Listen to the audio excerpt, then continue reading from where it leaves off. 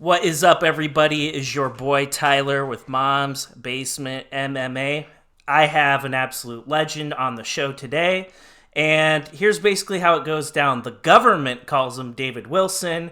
You and me, we call him Baby Hulk. He is one of the most iconic underground fighters of all time. BH, man, what's going on? Hey, what's good, Tyler? Thank you for having me. Dude, it is an absolute honor. And before I even talk to you about the underground career, going into the sanctioned league, and your upcoming bout, let's talk about UFC 268 real quick. I know you were watching Yes, that. sir. I was watching that. That was one of the best cards I've seen in quite a minute. Were there any bouts that really like stick in your head? You know, here we are a day later. Are there any bouts that you're still thinking about? Because there's a lot of good ones that happened last night. Dude, damn near all of them. Like, if I had to go through the top three, me personally, number one sticks out to me. Fucking Bobby Green. I love Bobby Green. He's an OG. And that 1-2 pit Al down. Bobby looked real good. Happy to see, especially after that possible fighter of the year contender with Rafael Fiziev. So love the Bobby Green performance. Second, fucking Alex Pereira. Like, they were talking to this motherfucker like the boogeyman, and he Mm-hmm. delivered. But like, he was like, "All right, enough of this wrestling shit," and fucking need him through another planet. That was crazy. And of course, stole the show. Michael Chandler, Justin Gaethje. I can't say any more adjectives about that. It's fucking awesome.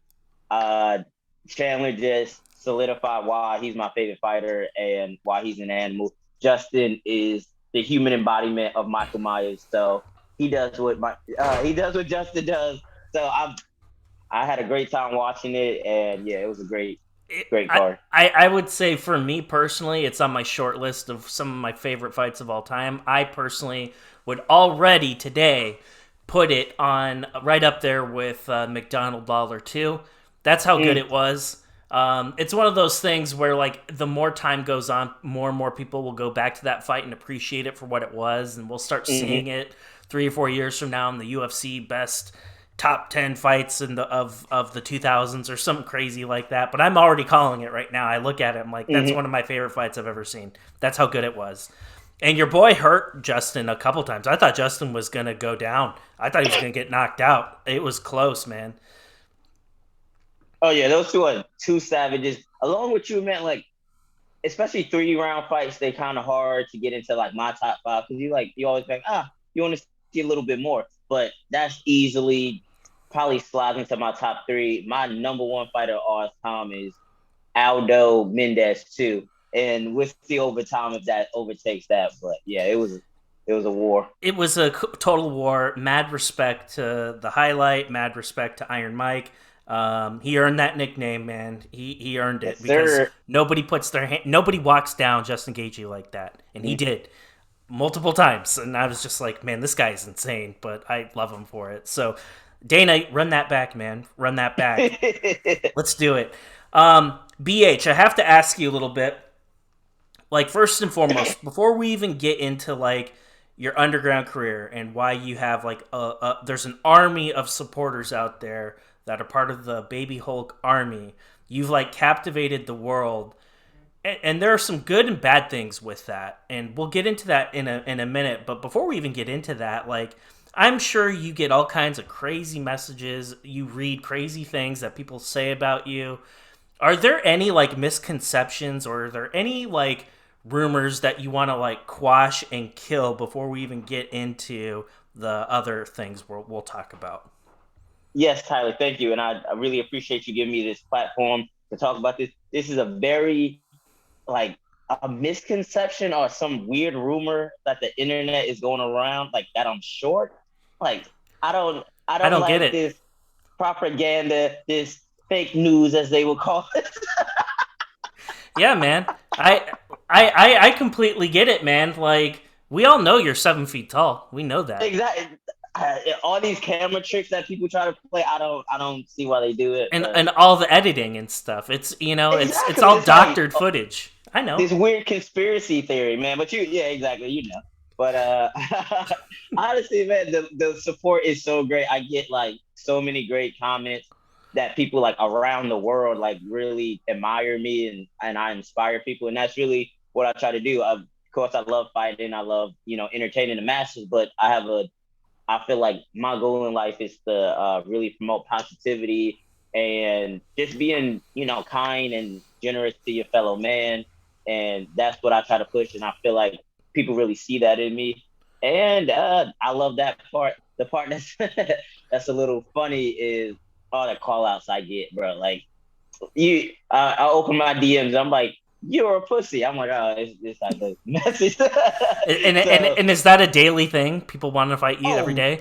bro, it's like, hey, bitch, come to such and such and fight me. I'm 300 pounds. What did you do to anger so many people? Did you steal all these guys as girls or what?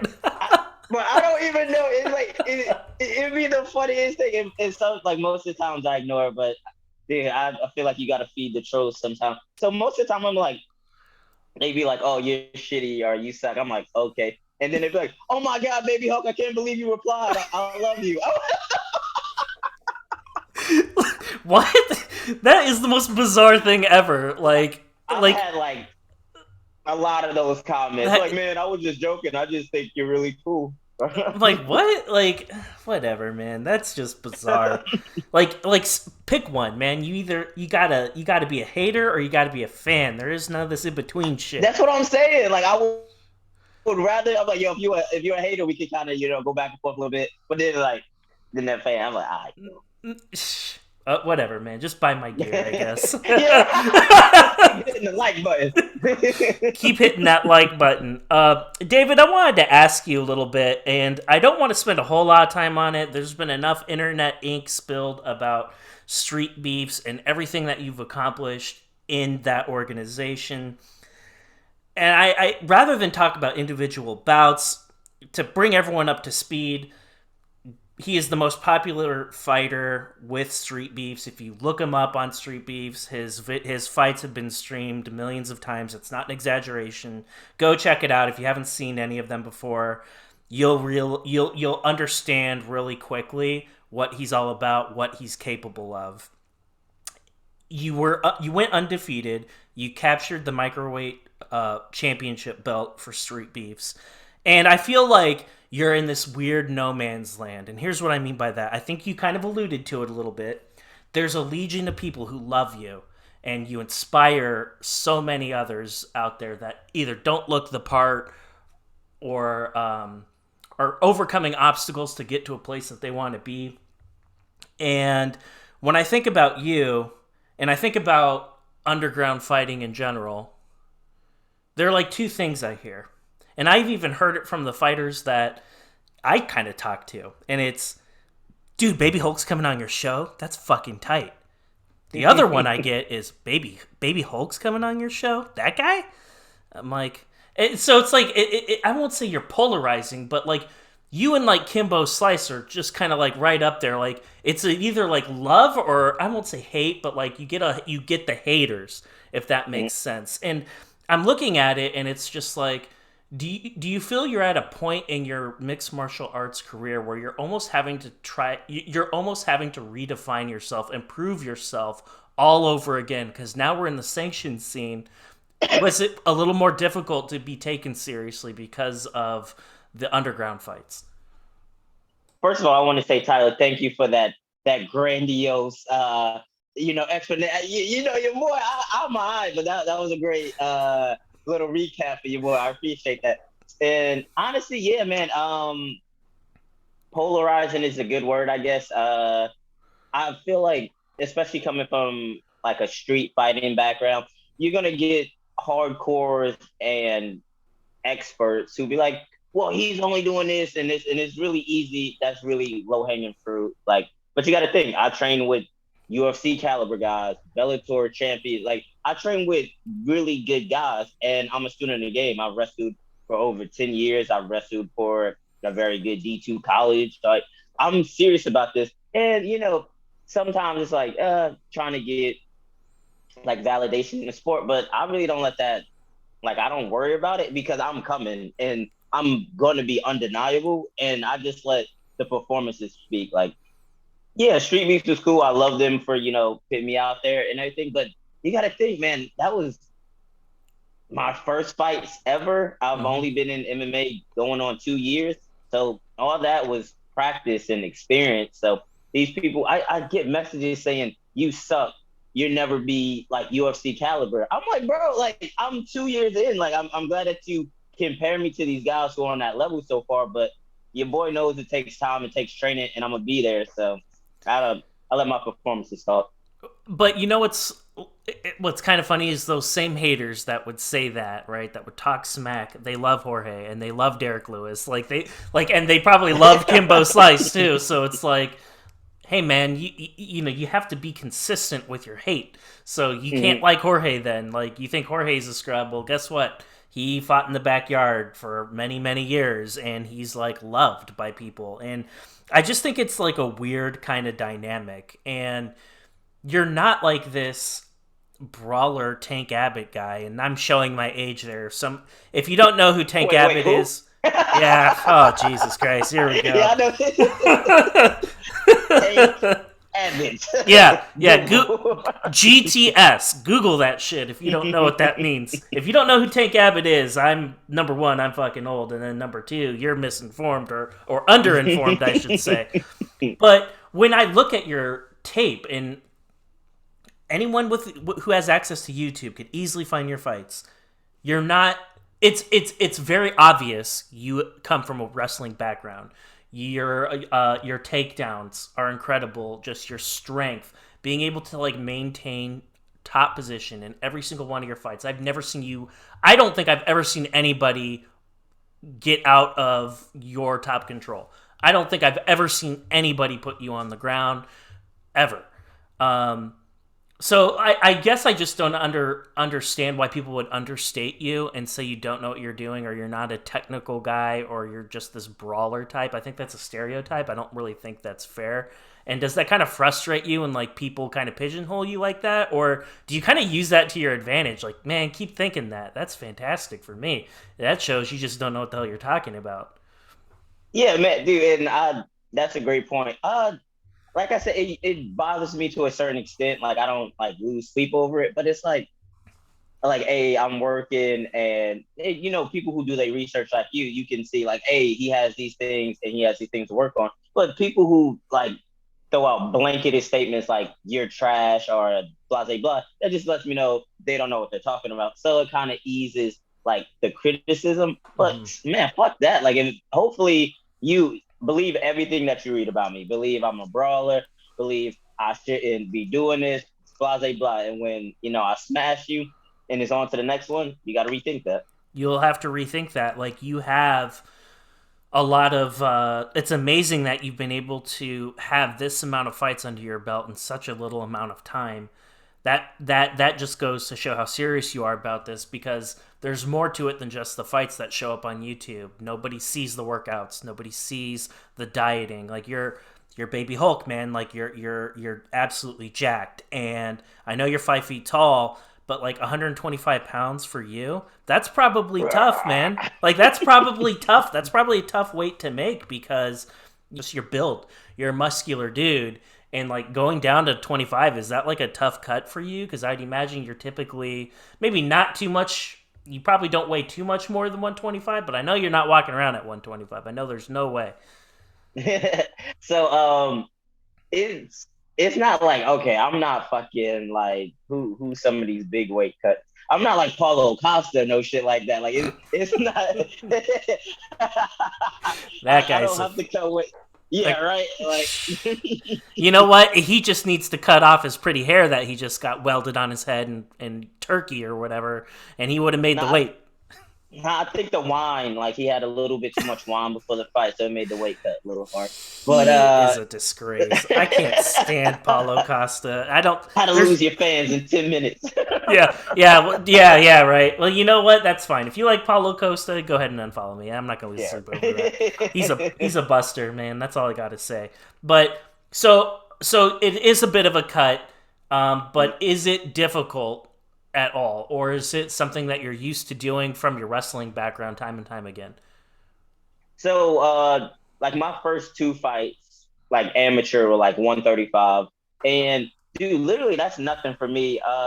If I'm not being like just a fat ass getting my like Patty Pimlin just eating everything in sight, I'm probably like 142, and 135 is nothing for me. That's like a couple workouts and I'm off. So the decision came to go to 25.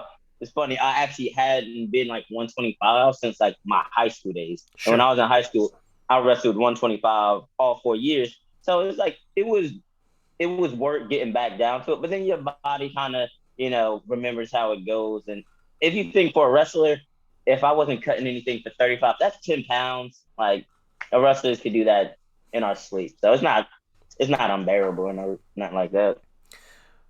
Can you talk, David, a little bit about training at Salty Dog? I know that you're a jujitsu dude. I know, like people don't like. Y'all need to do homework, man. Like, if you think he's just this like backyard brawler type, like you're misinformed, and that's one of the reasons why I wanted to have BH on the show because there's more to him than what you see.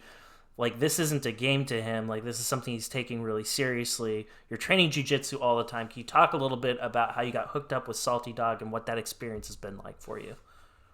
All right, first of all, Salty Dog gang. Always got to shout out the gang. Dude, it's honestly a perfect fit, and I just fell into it. I wrestled all through high school, college. I had a facility where I wrestled during the summer, and when I finally came back from college and everything, I got back in the wrestling program, helping the kids out and everything. And one of my coaches was like, "Hey, there's a jujitsu gym here now," and he always pushes his former wrestlers to do jujitsu because it was such a good fit for it. So first couple of days, I loved it, and then people were telling me, "Hey, this is John Salter." I'm like, "John Salter," and I looked him up, and then I looked up Joe Seleck, and I'm like, "What the fuck?" Like and I always say this, like for Wilmington, it's just like a beach town in North Carolina, but it's a hidden gem that these guys are here, and what they cultivate is amazing. We got high level guys, Jamie Pickens in the UFC. We got the Ontario Woods, who's my boxing guy, who's an up and coming pro, who y'all probably gonna see in the UFC very soon. Probably the best hands of any heavyweight or light heavyweight you've seen. This guy is amazing. And then I got the guys like me. I got my boy Juan Lopez. He's a AME fighter like me. I got my girl Steph. She's a Marine boxer.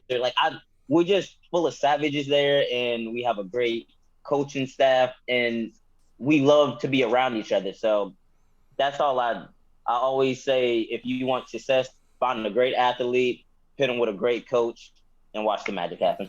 Are you guys in that type of role where you're helping each other, like with in preparation for your upcoming bouts? I know oftentimes the teammates will go to the fights when their teammates are going. Like, they'll go out there. Sometimes they'll corner their teammates. Like, are you involved in any of that? So John is priced at 185 and 200 pounds. So I'm his main training partner. Like, I give him the good looks that he needs. I out wrestle him all this. And I figure um, you're about 200 pounds anyway. exactly. So I just be throwing them around. But honestly, yeah, that's the type of family and team we have.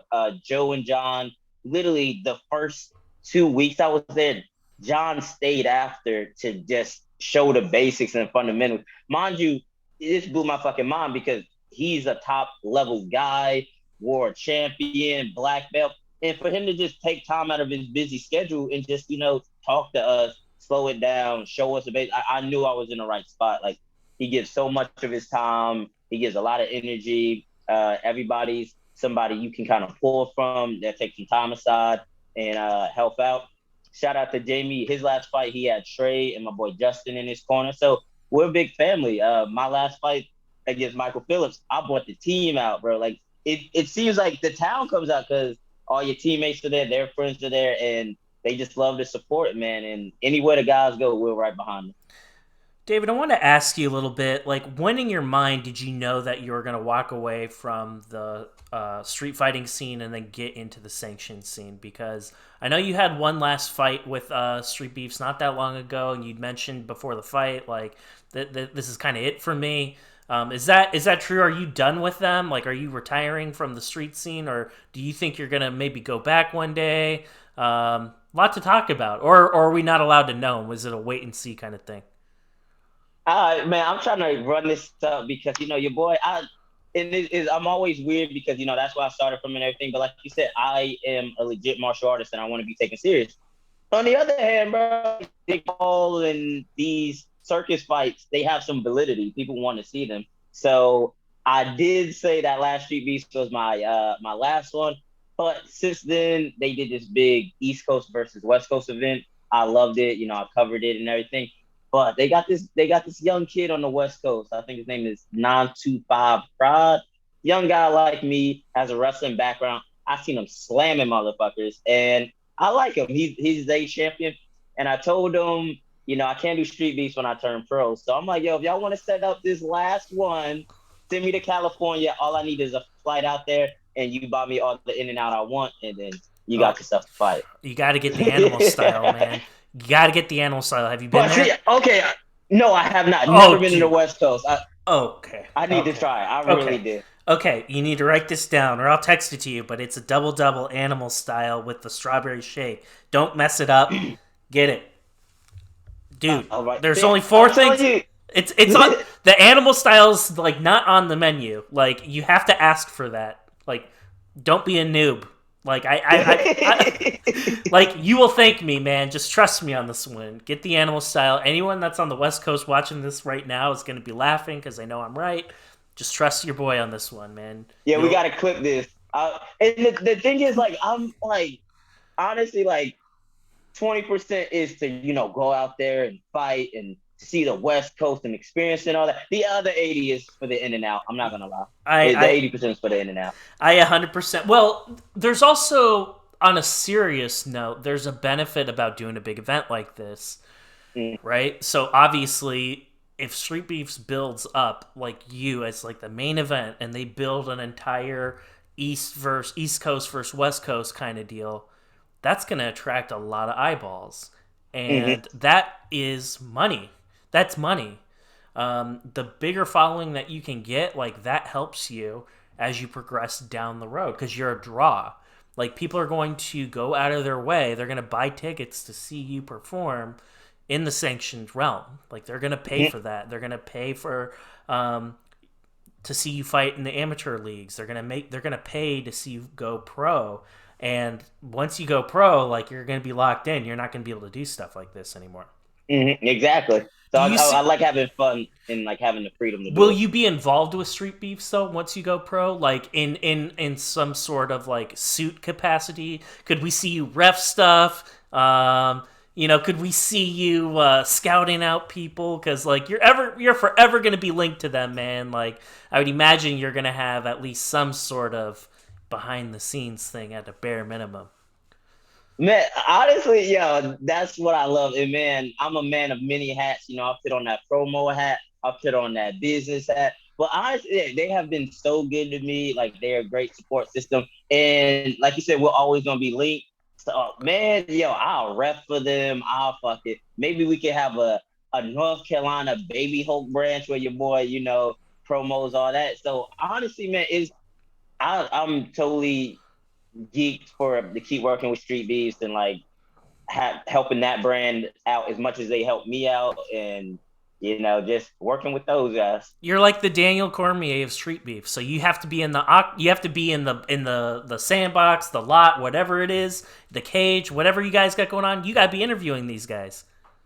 Yeah, anytime they have a big fight, send your boy out there. I'll get suited and booted, and like you said, I'll be on my Cormier shit. I love that. I think we need to make that happen. So Scarface, if you're watching this, man, you gotta make that happen. It's only right. Baby Hulk can't go away when he goes pro. He always has to be back in the Street Beef scene. It's only right. Let's make that happen.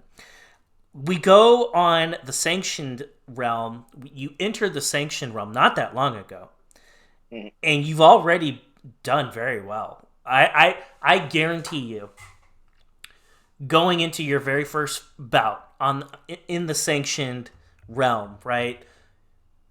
You probably got so much shit. Like your phone was probably blowing up. People are probably telling you, like, dude, you're gonna fight a guy for real this time. Like, right? That's the mentality.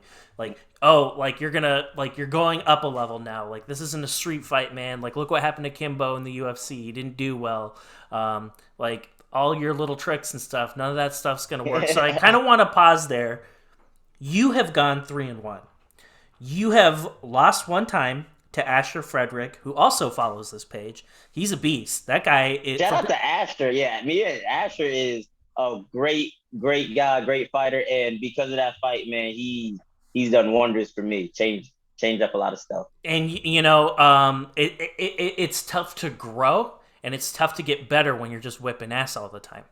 Like, and if you're gonna take an L, now's the time to get it, because none of it matters in a little bit.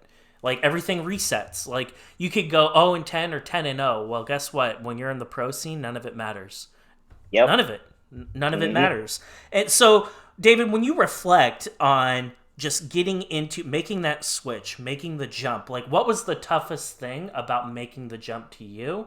Or was it just business as usual? Was this something you were like prepping for such a long time that fighting in sanctioned bouts wasn't really something you were sweating too much? That's actually funny you mentioned it. When I got into like the whole street beefs and everything, that was never like the final goal. It was never to be like, hey, get famous for a street fight and everything. It was always to, go to the next level and using that as like competition and just mat time basically. But I definitely, the first time I did assume that I fought like, fuck it. Like at that time, like 4 or 5 like street beef fights. So I'm like, boy, like I'm already know I'm going to this one. I'm gonna be cool, collected. My coach Joe was like, when you get out there, you're gonna have an adrenaline dump. You're not gonna feel your legs and everything. And in my mind, I'm like, yeah, right. Like maybe that happened with you, but that ain't happening with me. And as soon as the fucking announcer like coming to the stage, baby Hulk, I was, Joe, I can't fucking feel my legs. Oh so, my gosh. Definitely a different feel and everything, because with street beefs you have a crowd and everything, but I never went out there with my coaches. I always went out there with friends and like teammates, and it's really just I freestyle everything. It was wild, shit was crazy, like it's in somebody's fucking backyard, so it's all spur of the moment. And then when you get to these organized things, definitely don't let the big thing, don't let the lights, get to you. I've been in some, pretty good setups, like lights, smoking, and everything. So that's something to get used to. The crowd is more professional, like, they came to pay to see and everything. And the cage, like, I'm not fucking fighting on dirt, so that's a big thing. But it's also hard to just, like, kind of come together, man. Like, the more time I'm in there, I just get more comfortable with myself and the situations, and it just gets easier. Looking at, I think I'd rather fight in dirt compared to some of the things I've seen you fight in, because I just gotta say, looking at the film that's out there, like in the sanctioned scene on you, like number one, I got spoiled because we look at the quality of the street beef stuff, and then we go to the Ami scene, and it's like a reset. It's like, oh shit, okay, like all right, it's just a different setup here.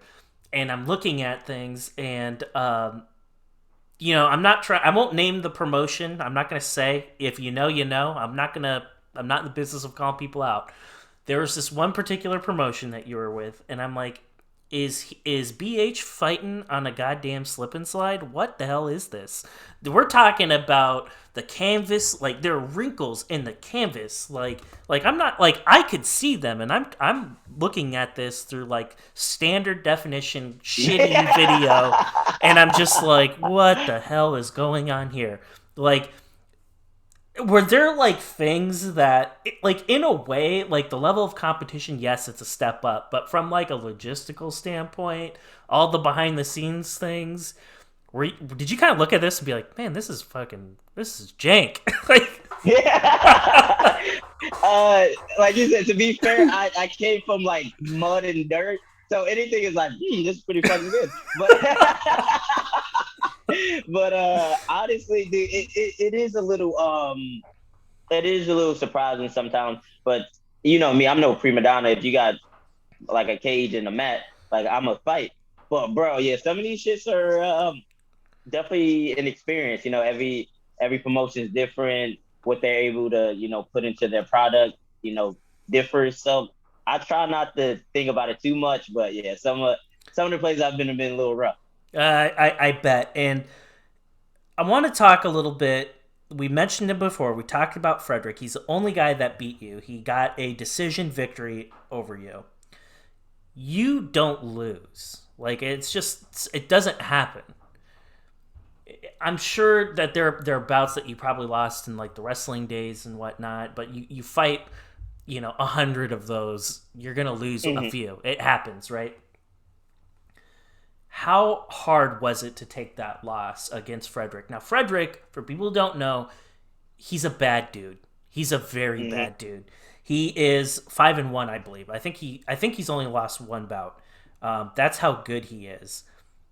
You he can't put you away. It goes to a decision. We don't get the dub. What's going on in your mind? It's kind of a new experience for you, like taking an L. Some guys take it really well and they shrug it off and they're like, "Hey man, this is a learning opportunity. Good vibes only." Other guys take this like a girl's breaking up with them, Mhm. and it hurts the heart for a little bit, and then it takes them a minute or two to get back in the scene. Were you in between that, or were you in like one of those two camps I just mentioned? Nah, man, I'm in both. Like I'm very bipolar when it comes to that. So, as any competitor to tell you, I love to win, I hate to lose, and in a sport like this, where literally you're getting beat up if you lose, it was really tough to handle. I got my team there, I got my coaches, my family, and then having to look them in the face and be like, I didn't get the job done. It's very humbling. It hurts, but that's what they're there for, man. They pick me up. Like I try not. I almost cried like when Yeah. they say, man, we love you, and but I take that hard, but also, you get it out after I shower and everything, and then I'm hanging with the boys, and then everything kind of comes into perspective. I love to win. I love to compete, but I know what's really important to me: the people in my life, my team, and the people that support me. So it's the first night, we laugh and kind of think about it. The next couple of weeks, we train those situations where we weren't our best, and then you gotta have a short memory, man. I have a short memory when I lose. I have a short memory when I win. Like I'll tell you, the last fight, I was hyped. I was like, yeah, yeah, da, da, da. And then the next day, it's like, what's next? Got to book the next fight. Got to go to the next training center. It is what it is. So I short th- memory. I think that's a really good like mental approach to have. It's like don't surge too high when things are going good. Don't sink too low when things aren't going so well. And I think it's a good life lesson to kind of like think about whether you're an athlete or not. It's like, hey man, life's a roller coaster ride, man, and you gotta, yes, be in the moment, but like try to like maintain that sort of like objectivity as you would in life, and you have to apply that in in what you do, being a competitor in mixed martial arts. And there are no real moral victories in mixed martial arts. It's Nah, nah. somebody shows up, you know, what is it like? Somebody's gonna get their heart broken at the end of the night. That's Hmm. just the way it is. Like it's an all or nothing kind of deal. And when you look back at everything so far and what you've been able to accomplish in the sanctioned scene, I have to ask, like, what has been the bout you're most proud of all of them to date? Is there one that stands out at you, like, man, like I really felt like I was able to display my growth, the things I've worked on? Are there any of those bouts that stand out to you? Oh yeah, definitely. So before I answer that one, I kind of go on the opposite spectrum. Got kind of back to the Astra fight. So that fight, even though I lost, but I've never been in some of the positions I was in. I was honestly, my coaches and my teammates said it was borderline. It could have went like he could have finished me. Like I made a big error and he hopped on me as he should and he fucking put that pressure on me. And he almost got a finish in the second. I'm beat up, I'm hurt. I gotta, walk back to my stool and in that moment, my coach is like, hey, this is what, it's 1-1. We need this. And dude, it's hard in that moment, but it's something that I very much appreciate because you have to learn those hard lessons, and without those hard lessons, we don't develop and we don't get like better. So that fight, like, there's no moral victories, but I did take, hey, you're a tough little guy, and you can take some shots. So that's no, good to know for people to be like, hey, you got that dog mentality, and to know you can dig when like when the flood comes, because you don't know until you're in it. Either you're gonna drown or you're gonna kind of stay afloat. So that definitely, I love that fight for that. And dude, recency bias, it was the last fight, man. Like I put so much work into like my striking now, and of course all my jujitsu. And the fact that the whole fight camp we were drilling that level change to the overhand, and then the fucking wow bang, and then get the overhand and fucking bang bang, and especially because that was my first finish in the Amis. So, and shout out to my jiu-jitsu coach John Salter, that old no arm Doris. I call it the Holt lock. I got to lock that bad boy on, and it was just a great night, man. Like I said, we had the whole team, the my family out there, and it was a movie, man. I had a great time. I starred that fight because of of what you just mentioned. It happened in July at Ultimate Battlegrounds 8, and your opponent was Michael Phillip. For people who don't know who that is, at the time that David fought him, he was undefeated. Like, he was a bad dude, and he's been in the game. He's a vet. Like, I think he's like in his 30s. He's been around for a while. It goes to show, like, there aren't too many. Like, here's what I would expect to see, especially at an AMI level, for somebody who just started. Fight a can, then you get a tough guy, Frederick, which blew me away. I couldn't believe you took that fight like so soon, because that guy is such a freaking killer. Like, I'm just like, okay, wow, like, and he had some experience on you. By the time that fight happened, I'm just like, wow, okay. Didn't expect to see this freaking killer show up so quick. It doesn't go your way, and then Philip, you're fighting an undefeated dude right away, right after this. I'm just like, wow, okay. So now we got Frederick, and now we're fighting Philip. Like, you're going in the deep end right away, man. Like, they're not lining up cans for you. I haven't seen an AMI career start off like this difficult. And here we are. You get a finish on this guy. It's your first finish of the sanctioned scene. Like, there must have been was it like a validating moment of sense that, like, dude, yes, I have what it takes to do this, and I'm just getting started.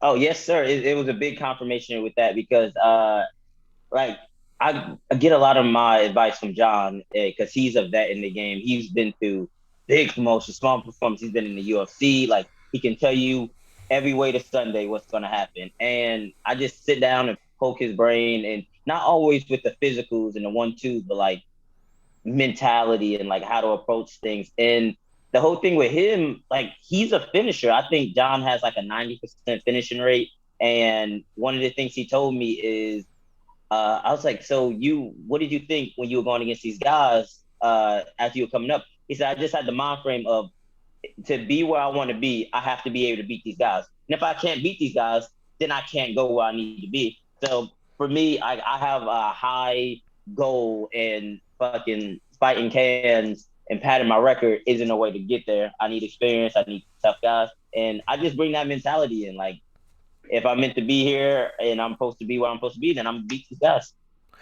And if you don't think I'm good enough, look at the guys I'm fighting. I'm not, to your point, I'm not fighting cans. Like, you're not going to take me seriously. You think I'm just this brawler type. Look at who I fought. Look at who I finished. And I'll let my resume speak for itself. And you can make up your mind, because I'm done convincing people. Look at my fight history, see what I've accomplished in a short amount of time. Look at the guys I'm fighting, look at their experience, and then draw your conclusions. And it's just one of those things, and especially at the AMI scene, it's like, let's just pretend you lost every single one of your fights. I would tell people, you're paying too much attention to the record. Like, don't. Like, none of that shit. Like, I know, I'm not going to say it doesn't matter, because I know it matters, but, like, I feel at the AMI scene we emphasize records too much, or we put too Mhm. much of a premium on the records when it's supposed to be like pregame football. It's like, hey, I'm getting ready for the game. Of course, I'm gonna try to win, yeah, but like it's like a pregame in a way. Like, do you agree or kind of disagree with that mentality? Oh, definitely agree. Me and my teammate Trey were just talking about it. It's like even I love the journey that I'm on, and you see I promo it all the time. But I have really good perspective on this. Like, yeah, this fight is like big, but I have way bigger goals, and even like the Amis is gonna be something I look back on, like, hey, remember when I was like just getting into it and I was fucking ass and like I didn't have like blase blah. It's just gonna be something like that to look back on. But I know it's a whole nother world out there, and I don't put too much stock in this. Next week, you're running it back with the man that you beat earlier this summer. You weren't supposed to fight him. You were supposed to fight some other dude. The bout falls through. Can you talk a little bit about how is it that you're meeting Philip so soon? Like, how are your paths crossing so soon? Like, did he hit you up and be like, yo, I want to fight you again? Like, can you talk about how this bout came together with Philip so soon? Like I said, we just fought a few months ago, and here we are again. And next week you're about to fight him again. So what happened? That's funny. It's for me, man.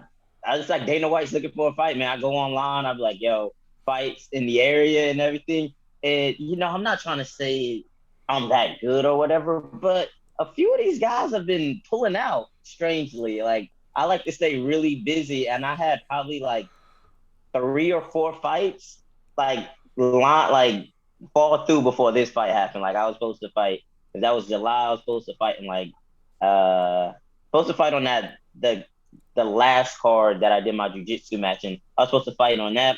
Got pulled. I was supposed to fight in South Carolina, and guys fall out.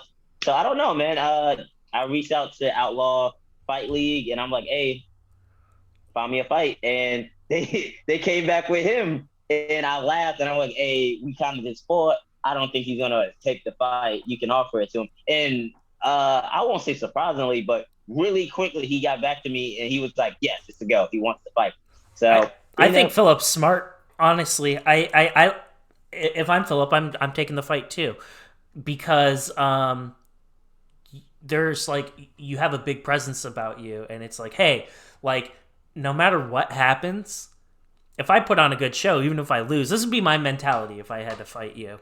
And thank God, like it will never happen in this lifetime. But I'll fight you in UFC 4. That's it, man. yeah, right. But I'd look at it from this perspective. Like if I were a coach, right, and I had a 25er, I'd be like, no, we're taking this fight because number one, it's an Amy fight. He's really good. It's going to really test your skills, and then as a bonus, he's a pretty known commodity, which is rare on the Amy scene because a lot of the Amis, and I'm not trying to disrespect Amis, I love Amis, I have Amis on my show all the time. They might come into it with like a social media presence of like 500 followers, right? And if here, that. right, and that's pretty normal. I'm not trying to diss anybody. That's just kind of a reality, and if my fighter's going up against you, it's like, hey, if we just put on a good show and hang in there, boom, we get that exposure right away.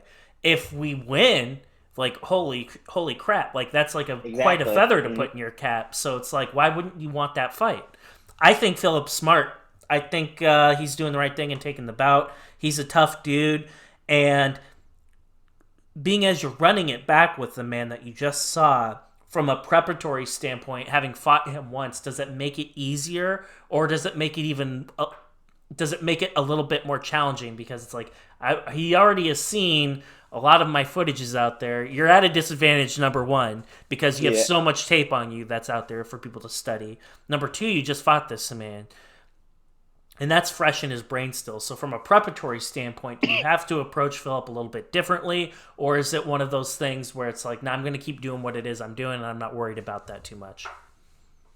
Well, as far as preparation, I kind of try to make it a big point to focus on myself as much as I can. Of course, like my coach Tyler Fair, he breaks down footage and like guys, and every camp he'll throw one or two things in that he wants me to like. Hey, I feel like this would be a good way to approach this fight, or maybe there's a couple scenarios he would want me to get into. But for the most part, we're working on my skills, developing what I'm good at, tightening up everything.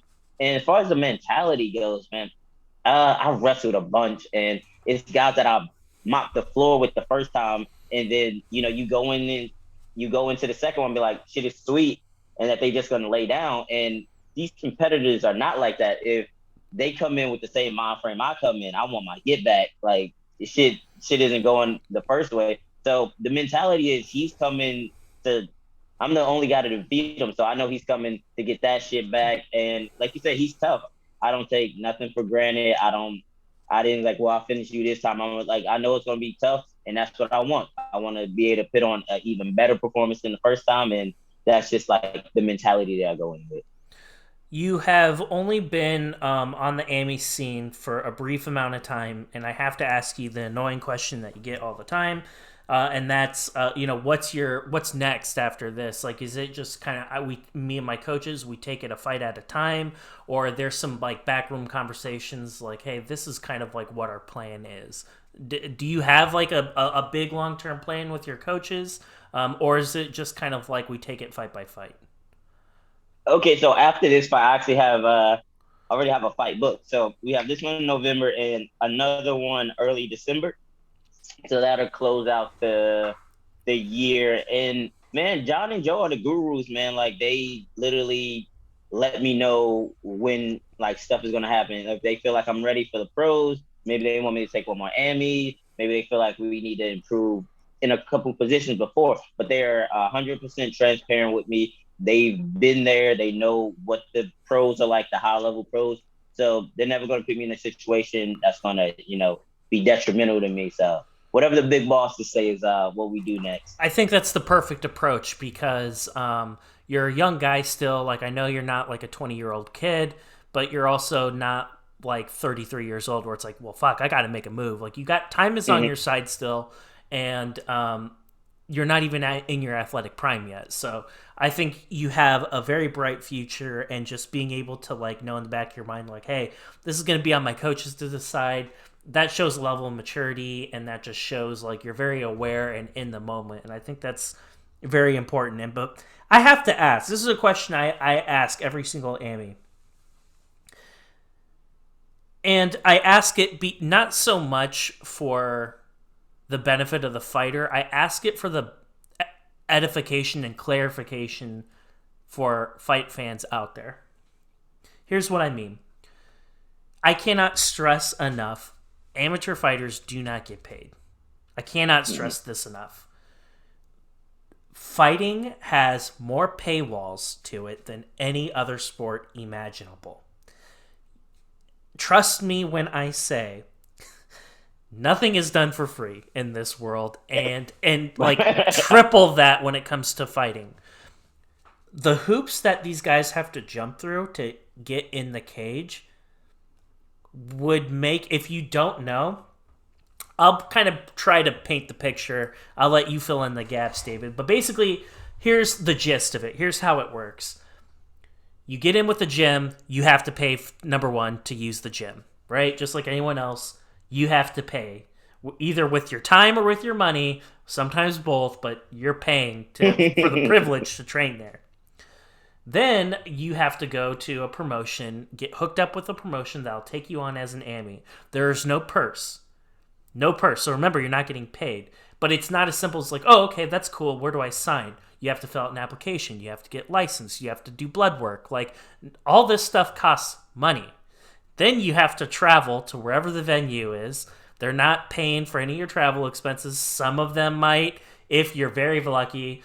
And the only time that I know that AMIs make money, and it depends on the promotion, is like, hey, we'll give you like 10% of what you're able to sell.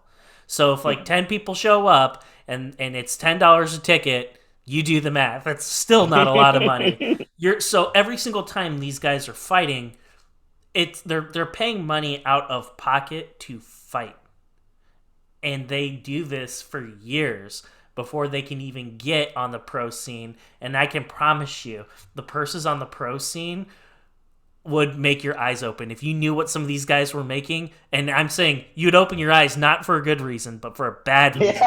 Because you would look at this and you would say like, "Oh my god!" And I can't stress this enough. So one of the things, David, I have to ask, and it's important for people to know, how the hell are you doing this? Oh man, that's a great question. Everything you said is true and then some. Like the a fighter in general, but especially an amateur fighter, it's a lot of hardships that we have to deal with. Me personally, man, I know I know what I want and everything, and I kind of maneuver through it. Like you said, it's a lot of paywalls. So like, how do I like maneuver through that? Start YouTube. That's one thing. Sponsorships definitely help. Uh, like guys who are out there, if I can give you any amateur advice, social media is important. Grow your brand. Make like I say myself like I'm me, but when I'm doing MMA, I'm a brand. Like I gotta show people and offer things that people as like almost like a company. Why would you want to buy into that? So whether that's like workouts or YouTube, anything like that, I try to get people invested. When you get people invested, they want to be supporters of you. Maybe they'll donate money, they'll watch your videos, they're like your posts. So I try to have a lot of fan engagement with that, and I just try to use my time wisely. I know I'm always in the gym, so film my stuff. I try to always react with people. So it's a job for sure, but there's ways to get around it, especially now. Are you fighting full time, or do you have like other side hustles that you got going on other than like your like social media stuff? I really want like the YouTube thing to kind of pop. Like if I could do YouTube and fighting, and then like make the same on both, that's like the ultimate goal. But man, I'm like all these other guys, man.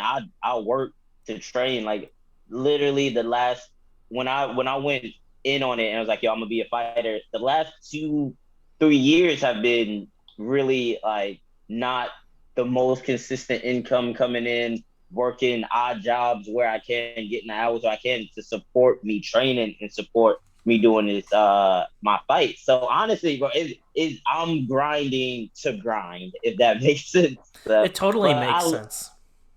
but I love it, man. Like I don't dwell on it. A lot of people say like it's a lot on my shoulders, but that's what they made for, man. Like I'm built for this shit, and I take everything in stride. And these hardships develop me into the fighter and the man that's going to be better on fight day.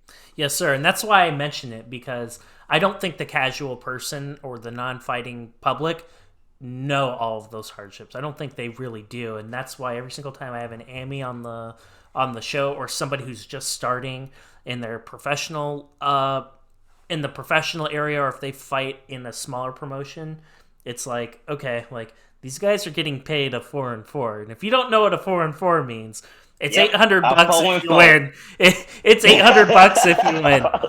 Like I'm almost, maybe, yeah, and then but taxes and gym fees and and then it's like, hey, actually, you owe us money still. Like what? Like, yeah, right. Dude, it's so funny, like you see, I told you, man, I'll fight if you cover my trap when you give me In-N-Out burger. Like that's the life that we live in. it's and that's why it's just so important to support these guys. If you believe in them, and if it's something that if you want to be a part of the journey, buy the merchandise, hit the like button, follow them on Instagram. It's pretty simple. You don't have to have money to be a supporter. Just by doing those things, you're making a huge difference, and it means a lot. And I want to give you the opportunity, BH, to talk about your army. I want you to be able to talk about the people that sponsor you, the people at your gym. Any shout outs that you'd like to give? I'd like to do that for you before we sign off.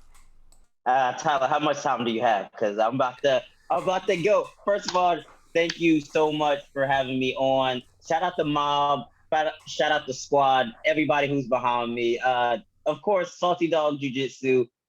Come on, that goes without saying. All my coaches, all my teammates. Yo, I striking with Tyler Fierra, boxing with with Don Terry Woods, grappling with John Salter and Joe Selecki.